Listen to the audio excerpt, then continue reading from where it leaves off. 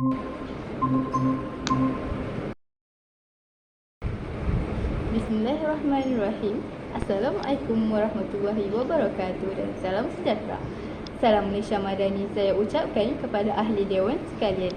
Tidak dilupakan juga kepada ahli-ahli panel undangan kita pada pagi yang mulia ini. Saya perkenalkan diri saya, Puteri Ika Sofia binti Muhammad Yassin sebagai host pada hari ini.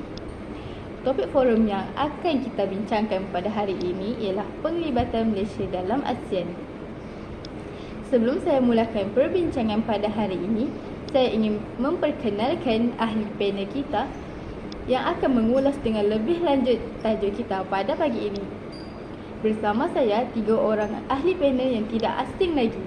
Baiklah, di sebelah kanan saya, ahli panel yang pertama, Saudari Nur Amalina Ayuni binti Ismail dari kelas 2 SBM HFT. Seterusnya, ahli panel kita yang kedua, lagi bergaya dan manis, Saudari Nur Aina Sakinah binti Ishaf dari kelas 2 SBM HFT. Ahli panel kita yang ketiga, ini nampak pemalu tetapi petah berkata-kata, Saudari Nur Alia Syairah binti Muhammad Khairul Hisham dari kelas 2 SBM HFT. Saudari Nur Amalina, apakah latar belakang pelibatan Malaysia dalam ASEAN ini? Bolehkah Saudari Nur Amalina Ayuni menjelaskannya dengan lebih terperinci? Pengenalan yang sungguh bagus. Terima kasih saya ucapkan kepada Puan Moderator. Pada pagi ini, saya akan menjelaskan kepada hadirin sekalian tentang apakah latar belakang di sebalik penglibatan Malaysia dalam ASEAN. Latar belakang penglibatan Malaysia dalam ASEAN ialah ASEAN mula dibentuk dengan penubuhan sebuah pertubuhan yang dikenali sebagai Persatuan Asia Tenggara Asia atau ASA yang dianggotai oleh Filipina, Malaysia dan Thailand pada tahun 1961.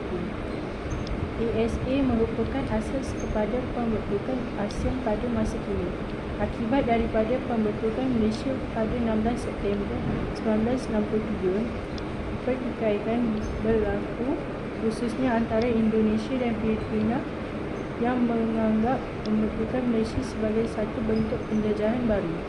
Ini kerana mereka mendakwa Sabah dan Sarawak merupakan sebahagian daripada negara mereka.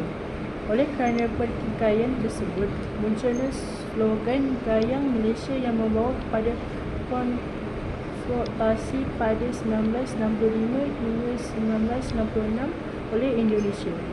Pas tamatnya konfrontasi tersebut, semua negara-negara Asia Tenggara bersepakat untuk mewujudkan kesepahaman untuk memberi ruang kepada semua negara-negara terbabit bersatu dalam perkara yang melibatkan kepentingan bersama. Wah, latar belakang yang sungguh menarik. Ini telah menarik perhatian saya untuk mendalami tentang penglibatan Malaysia dalam ASEAN. Saya ada beberapa soalan yang ingin saya tujukan kepada ahli panel kita yang cantik lagi bijaksana pada pagi ini. Kita teruskan lagi dengan panel yang kedua, Saudari Nur Aina Sakinah. Bolehkah Saudari Nur Aina Sakinah menjelaskan tentang peranan dalam ASEAN dari aspek politik? Terima kasih saya ucapkan kepada Puan Moderator. Baiklah, saya akan mengulas tentang peranan Malaysia dalam ASEAN. Dari aspek politik inilah akan berlakunya konflik dalam politik kerana Malaysia menyeru agar kuasa besar tidak campur tangan dalam isu di Vietnam. Seterusnya, isu di Kamboja pula telah berjaya diselesaikan melalui pilihan raya pada tahun 1960. Malaysia turut menghantar pasukan pengaman di bawah PBB iaitu UNPS. Kemudian, Malaysia melibatkan diri secara aktif dalam penyelesaian konflik politik di Indochina, terutamanya di Vietnam dan Kamboja. Malaysia menyeru agar kuasa besar tidak campur tangan dalam isu di Vietnam, manakala isu di Kamboja diselesaikan melalui pilihan raya pada tahun 1990. Akhir sekali, Malaysia juga telah menghantar pasukan pengaman ke Kamboja di bawah PBB iaitu UNPS. Wow, sungguh menarik. Bagaimana pula dengan peranan Malaysia dalam ASEAN dari aspek ekonomi? Bolehkah saya minta Saudari Nur Alia Syairah untuk menjelaskan peranan Malaysia dalam ASEAN dari aspek ekonomi?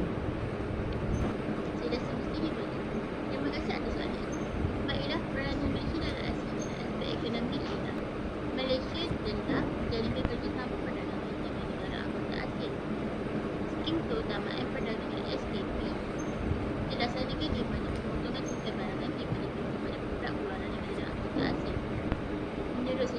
pada tahun 1978, projek industri SNAIP telah dimulakan. Antara projek yang berjaya termasuklah pengeluaran bajet Korea di Indonesia 1984 dan Malaysia 1980.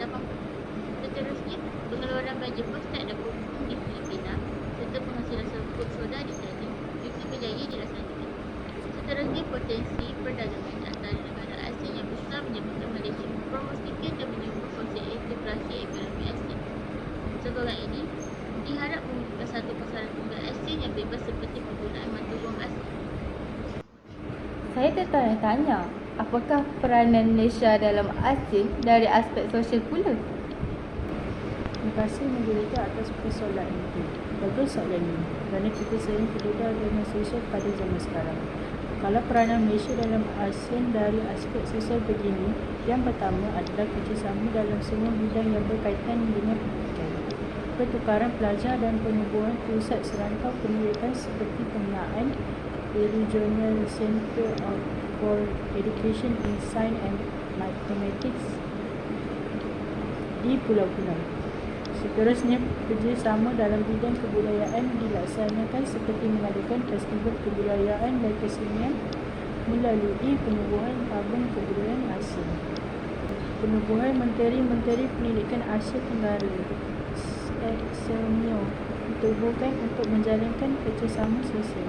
Akhir sekali, sukan C dilaksanakan untuk menjalankan kerjasama dalam sukan. Baiklah, saya faham. Terima kasih dengan penjelasan yang penuh bermakna itu. Kita teruskan lagi dengan soalan yang ketiga, Saudari Nur alias Syairah. Bolehkah saudari jelaskan apakah faedah yang diperoleh oleh Malaysia sebagai anggota ASEAN? Terima kasih diucapkan kepada moderator. Antara faedah yang diperolehi oleh Malaysia sebagai anggota ASEAN ialah dapat menjalin hubungan baik dengan negara serantau, termasuklah menjamin kestabilan politik negara kita. Penubuhan negara ASEAN dapat menjamin kedaulatan negara serantau seperti mendapat keamanan dan kemakmuran di negara kita, serta dapat menjamin hubungan baik dengan negara serantau dan juga dapat meningkatkan taraf pendidikan di negara kita. Syukur kehadrat ilahi. Terima kasih kepada ahli panel kita kerana sudi hadir forum ini bagi menjelaskan dengan lebih lanjut tentang tajuk kita pada pagi ini. Saya rumuskan Malaysia merupakan antara pelopor kepada pertubuhan ASEAN dan aktif dalam pertubuhan ini sehingga kini. Sejak penubuhannya, ASEAN berjaya membuktikan kejayaannya dalam pelbagai bidang dan dihormati oleh pihak luar sebagai sebuah organisasi yang sangat penting di rantau Asia Tenggara. Penglibatan Malaysia yang aktif dalam pertubuhan ini menunjukkan semangat persahabatan serantau yang kukuh dan sangat penting kepada kemakmuran serta kemajuan negara. Maka berakhir sudah forum kita pada pagi ini. Wabillahi taufiq wal hidayah. Wassalamualaikum warahmatullahi wabarakatuh. Sekian, terima kasih.